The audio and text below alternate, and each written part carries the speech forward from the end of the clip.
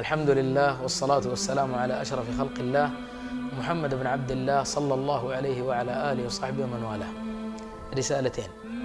الرسالة الأولى أبعثها وأرسلها لكل واحد مات أبوه أو ماتت أمه، والله وبالله وتالله إنهم بحاجتك، إنهم بحاجة لدعوة. يقول النبي عليه الصلاة والسلام: إذا مات ابن آدم انقطع عمله إلا من ثلاث: صدقة جارية، أو علم ينتفع به، أو ولد صالح يدعو له.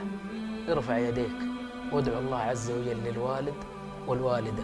رسالة والله من قلب مشفق على من هو في قبره وحفرته اليوم، فوقه تراب وتحته تراب، يتمنى أن ينزل عليه خير وبركة من دعاء ولده له.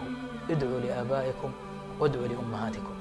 الرسالة الثانية أقول لكل شاب: أبوك على قيد الحياة وأمك على قيد الحياة، الله الله في برهم.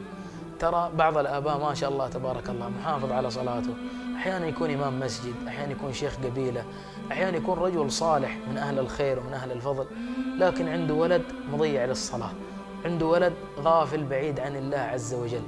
ترى بعودتك ورجعتك إلى الله سبحانه وتعالى يفرح أبوك ويفتخر فيك أبوك. ارفع راس أبوك، ارفع راس أبوك. ترى أبوك بحاجتك. ما أحد يتمنى أحد في الدنيا أحسن منه إلا الأب، يتمنى أولاده أحسن منه. الله الله في رحمة هذه القلوب والشفقة عليها، شفقة الآباء وشفقة الأمهات. كم من أب مكلوم، كم من أب محروم، كم من أب مظلوم، كم من أب يتمنى رجعة وتوبة وعودة إلى الله عز وجل.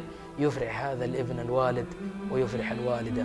أسأل الله عز وجل أن يجعلنا وإياكم ممن يسمع هذا المقطع ويرجع إلى البيت، وكما قال النبي صلى الله عليه وسلم: ارجع إليهما وأضحكهما كما أبكيتهما. حاول تضحك أبوك وتضحك أمك وتدخل عليهم الأنس والسرور. أسأل الله أن يجمعنا وإياكم جميعا في الجنة.